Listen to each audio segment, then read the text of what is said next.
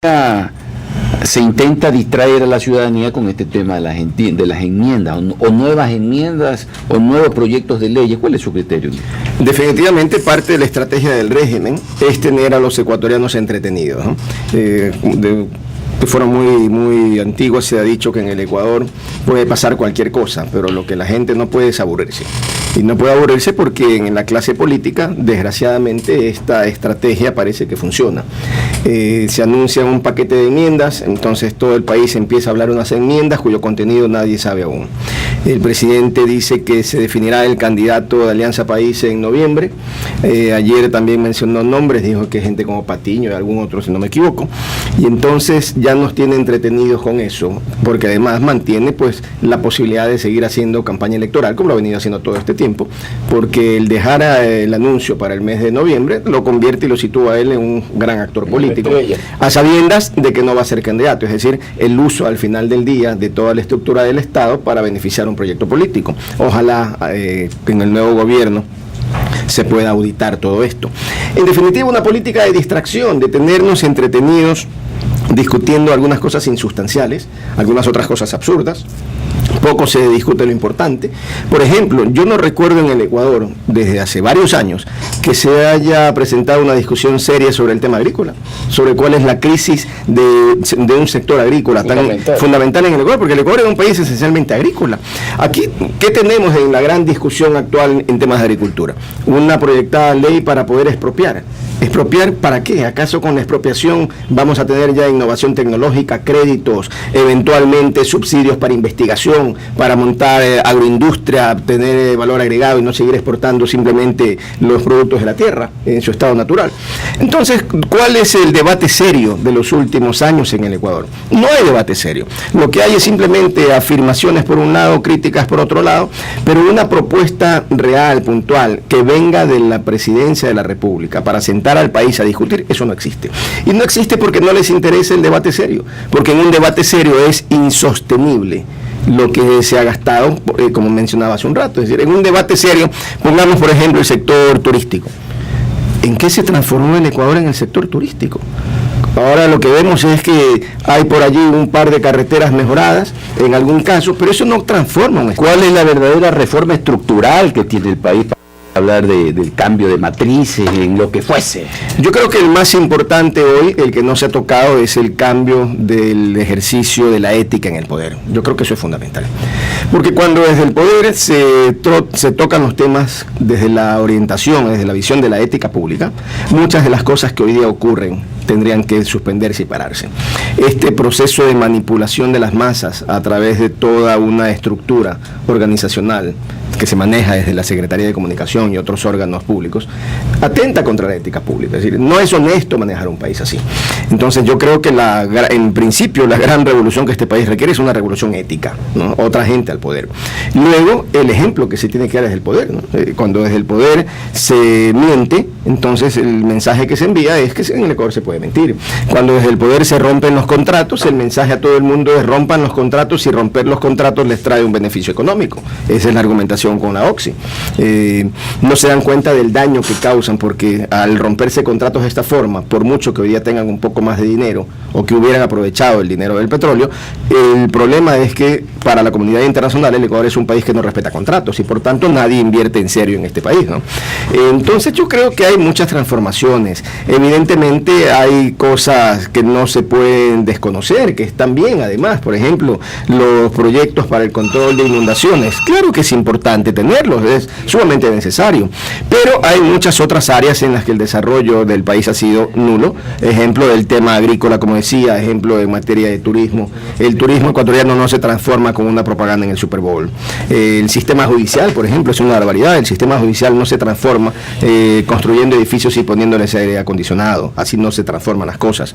En definitiva, estamos en un régimen que por suerte creo ya está de retirada, pero lamentablemente el daño que se le deja al país va a tomar mucho tiempo de recuperación. Pero hay un tema que me parece interesante que lo analicemos, y es de que el gobierno utiliza siempre supuestamente estadísticas. En el tema penal tenemos las tasas más bajas de América Latina. En cuanto a salarios, los mejores de América Latina. En pensiones creo que somos los más altos. Todo realmente parecería que el Ecuador es un paraíso, ¿no? Pero lo que sí también parecería es que hay nuevos ricos. Y insinuar siquiera que al menos en Alianza País hay nuevos ricos ha provocado incluso en la última sabatina una agria contestación a aquellos tuiteros que se atrevieron a poner nombres como los de Camilo Samán, los hermanos Alvarado, al tema no solamente, al punto tal no solamente de que hay que demandarlos, sino que cuando lo vean, peguen, le den un cocacho a estos malcriados.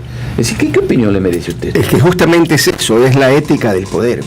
Cuando desde el poder se envían mensajes de esta naturaleza, son mensajes de descomposición hacia la sociedad, pero que son el resultado de que ya están descompuestos. ¿Cómo puede aceptarse un presidente de la República invitando a dar cocachos? Es decir, por Dios, ¿de qué estamos hablando? Porque claro, muchos nos pueden tomar a broma, ¿no? El cocachito, no. Estamos hablando de la agresión, de la violencia, pero sin ninguna duda, sin ninguna duda. Entonces, el problema, desgraciadamente, es que tenemos, en mi opinión, un gobierno que hace rato perdió el norte, que hace rato perdió la ética, esta ética pública a la que refiero, y en consecuencia lo que provoca es un caos, porque en el caos lo que proponen es el mejor escenario para gobernar teniéndonos entretenidos. Pero algo que también a mí me llama mucho la atención, y es el tema de que se utilice supuestamente cuando se habló de que el SRI pudiese ingresar, dice, a las cuentas personales y que incluso se estaba violando el sigilo. Supuestamente se dice, pero el SRI dice, no se está violando ningún sigilo, no, es que solamente la información que esté y que se entregue y que ingrese el SRI va a ser para uso estrictamente de orden tributario y va a haber confidencialidad. Pero ahora vemos que en la sabatina Jofre Campaña ingresa los datos y sacan toda esa información y eso no atenta contra la privacidad o el nombre, etcétera, etcétera. Porque todo aquel que, si en el 2006 obtuvo un ingreso, o mejor dicho, o pagó impuestos de $500 y hoy está pagando 50.000 o 60.000, ya es, según el presidente, ese es sospechoso. Efectivamente, el problema es cuando se produce la descalificación de quienes cometemos el pecado de pensar distinto. Yo personalmente critiqué a la revolución como proyecto desde cuando era un proyecto, antes de que lleguen al poder. Lo critiqué por escrito, en publicaciones, lo critiqué en foros, en eventos, en seminarios, dentro y fuera del país. Eso no me convierte a mí personalmente ni en un delincuente, ni en una persona que deba ser descalificada, ni que deba ser atacada, ni a la que se la deba perseguir por una u otra forma. Es decir, yo debo tener la posibilidad, al igual que todos los ecuatorianos, de ejercer con libertad, sin temores, sin miedos, mi derecho a opinar y a criticar lo que creo que está mal en un gobierno, porque el gobierno se nutre, en definitiva, fruto de los votos de todo, y se nutre con los recursos que son de todo, y por tanto tienen la obligación de rendir cuentas, y los ciudadanos tenemos todo el derecho del mundo de escrutar ese poder, de criticarlo, inclusive con dureza. Pero ¿qué es lo que ocurre? Que cuando alguien critica con dureza al régimen, entonces es enemigo del pueblo, es recadero de ricos, es miembro de la oligarquía, es pelucón, tiene ingresos que probablemente son de dudoso origen, en definitiva un escarnio público. Entonces, en el Ecuador, quien enfrenta con sus opiniones una gestión de gobierno con la que se discrepa, está sometido al escarnio público desde la primera magistratura. Aunque eso podría tener también una ventaja desde el punto de vista de mayores ingresos para el Estado, porque la gente ahora se preocupa al menos de tributar y de pedir facturas y todo esto de alguna manera sistematizarlo. Una cultura tributaria, ¿no?, es fundamental, pero no le empezó este gobierno. Pues yo todavía recuerdo de la memoria el Sademena, el proceso de transformación del servicio de renta fue con el Sademena. 5.000 millones versus los 16.000, que es una tercera parte. No, pero es que hay una explicación muy simple. ¿Cuál era el PIB? Claro, ¿cuál era el PIB en esa época? Y algo muy sencillo, ¿no?, que muchas veces no se entiende. Pero ¿no?, claro, pero algo que es fundamental. A ver, gobierno de Gustavo Noboa, promedio del presupuesto del Estado, $5.000 millones. Gobierno de Lucio Gutiérrez y de presidente Alfredo Palacio, $7.000 millones. Agarraron el 9. Bien. Hoy día son, hoy 25, porque ya bajaron. No, 30.000 está 30.000 millones.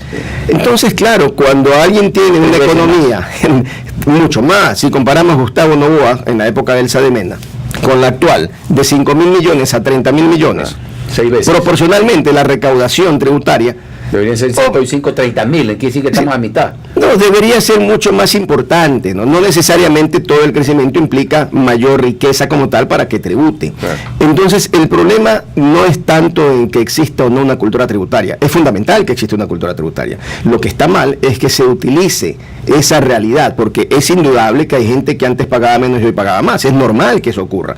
¿Por qué? Porque hay empresas que eran nuevas, hoy día tienen años en el mercado, tributan más. Hay profesionales que eran recién graduados, hoy día tienen consolidada su posición, pues tributan más, es normal. Es decir, no necesariamente aumentar la población también. Pero claro, entonces no necesariamente tributar más implica que se haya cometido alguna infracción, porque el punto clave es, no se trata de que existan o no nuevos ricos, es indudable que existen nuevos ricos. El tema es si pueden o no justificar su riqueza. Porque ese es el tema de fondo. Y luego hay que hacer una diferenciación muy grande entre quien aumenta su patrimonio desde el sector privado y quien lo aumenta desde el sector público. Porque quien lo aumenta desde el sector público, en principio está bajo sospecha, pues, porque si los sueldos no le permiten aumentar esos patrimonios, la pregunta es de dónde lo sacan. Ahora, pero por ejemplo, solamente así, abuelo de pájaro, un funcionario, hablemos de un Ricardo Patiño, que ha estado 9 años en la Revolución Ciudadana con un promedio de sueldo de $5.000. Estamos hablando de un hombre que tiene $600.000, supuestamente, si no ha gastado. Pero de eso que haya gastado a la mitad y que tenga $300.000, eso es lícito. Y ya no es un pobre, ya estamos hablando de clase media alta, pues tener $300.000 ahorrados es bastante dinero. Pero es absolutamente lícito. Así es, por supuesto. El tema no pasa por ahí. El tema pasa, y ojalá se pueda hacer una auditoría de consumos. Porque, a ver, gran cantidad de asambleístas, sueldo promedio $6.000. Han estado algunos 4 o 3 años, algunos otros han pasado por varios cargos públicos con salarios promedios de $5.000. Muy bien. De repente esas personas tienen hoy día casas que cuestan $500,000. Entonces, ¿cuál es la justificación que a veces dan? No, si esto es con crédito bancario. Ah, muy bien. ¿Y acaso los créditos bancarios no se pagan? Porque para comprar una casa con crédito bancario, salvo que sea el Seguro Social, en el caso de la señora Rivadeneira, la generalidad de personas tiene que pagar normalmente un 30% del valor de la casa. Entonces, si alguien tiene, siendo funcionario público por pocos años, de repente una casa de $500,000, tiene que justificar los $150,000 de entrada. Y luego tiene que justificar el pago de las mensualidades, que en esos montos estamos hablando mínimo de $2.000 mensuales. Entonces, que son elegidos, ¿no? Pero, claro, entonces, el tema es auditoría de consumos. A ver, ¿dónde viven? ¿Tienen empleada doméstica o no? ¿Tienen hijos en edad escolar o no? ¿Van de vacaciones a Miami o no? ¿Tienen carro ellos y su mujer o no? ¿Tienen chofer o no? ¿Tienen casas grandes? ¿Tienen que tener la limpieza de la casa? ¿Pagan de servicios básicos? Luz, agua, teléfono celular. La mayoría de esos funcionarios tienen 2 o 3 teléfonos en algunos casos. La comida, porque normalmente tienen chofer, empleada doméstica, etcétera. Entonces ya la comida no es para 3, 4, es para 7, 8 personas. Y luego, como son políticos, generalmente va gente a visitarlos, entonces hay comidas importantes. La pregunta es, ¿se puede mantener ese tren de vida con $5.000 de sueldo? Bien difícil. Entonces el tema va por allí. El tema va cómo se justifica que muchos funcionarios públicos efectivamente no declaraban o declaraban poquito y hoy día declaran mucho. ¿Son o no son nuevos ricos? Pero claro que son nuevos ricos. Pero si ser un nuevo rico no es malo. Lo malo es no poder justificar el origen de su riqueza. Y de allí que cuando el presidente menciona a tuiteros o saca a gente y los critica, miren, antes no pagaban, ahora sí pagan. Es decir, está censurando la posibilidad de que alguien progrese. Si el progreso no puede ser censurado, lo que debe censurarse es un progreso ilícito. Eso es lo grave. Entonces, cuando se le muestra al presidente, mire, aquí se le acusa, usted citó nombres hace un rato, Camilo Samán, etcétera, otro. Lo que el presidente debería hacer es, señores, si alguien tiene alguna duda de la honestidad de Camilo Samán, voy a pedir que se investigue, porque como funcionario público, que nos justifique, entonces sí es verdad lo que dicen. Porque en el GOR se dicen muchas cosas, pero aparecen en Twitter, por ejemplo, fotografías con veleros, con temas así. Yo no sé si es verdad o es mentira, pero habiendo sido un personaje público muy vinculado a la revolución, lo menos que los ecuatorianos queremos saber es, veamos señores, ¿es verdad que el señor Samán tiene velero o no? Y si lo tiene, ¿con qué dinero lo compró? Entonces el señor Samán debiera mostrar, sí, aquí están mis facturas, aquí está mi negocio, aquí está mi empresa, esto es lo que factura si se produce, para sacar cualquier sospecha. Pero acá lo que el presidente dice es, a ver, dígame quiénes son los nuevos ricos. Le mencionan unos nombres y ahora quieren enjuiciar a un señor Acosta, me parece. Sí. Entonces uno se pregunta, bueno, ¿cuál es el juego al que están jugando? ¿El juego es silenciar a todo el mundo? Porque yo quisiera como ecuatoriano, y demando obviamente, ética pública, y esa ética pública de señores, si hay funcionarios públicos que han aumentado significativamente su patrimonio, justifíquenlo, porque son funcionarios públicos, y como funcionarios públicos están sujetos al escrutinio público, entonces los ecuatorianos tenemos derecho a saber, y hay una gran diferencia, quienes estamos en el sector privado, no podemos ser y no debemos ser ni perseguidos, ni vilipendiados, ni acusados, ni mostrados en las sabatinas. ¿Por qué? Porque estamos ejerciendo un derecho que nos lo otorga la propia Constitución, que no la dictaron ellos, que fue aprobada por el pueblo en las urnas. Entonces, cuando uno encuentra estos desfases, es que se da cuenta de que algo en el país no marcha bien. Y ese algo que no marcha bien, lamentablemente, tiene consecuencias muy graves para un sector que es lo más sensible y que a mí me apena mucho. Es esa vertiginosa pérdida del empleo que soportamos y que parece ser que el presidente no la quiere ver o sus asesores le dicen cualquier cosa con el tema de las estadísticas. Las estadísticas, todo el mundo sabe que salen y dan resultados dependiendo de las fórmulas que se apliquen. Pero la estadística real, la de la gente que pierde empleo, la de decenas de desocupados a partir de los últimos meses, eso es real. Entonces, eso es lo que debiera preocuparnos de forma muy grande, ¿no? Vamos a un corte y regresamos con el doctor Geoffrey Campaña.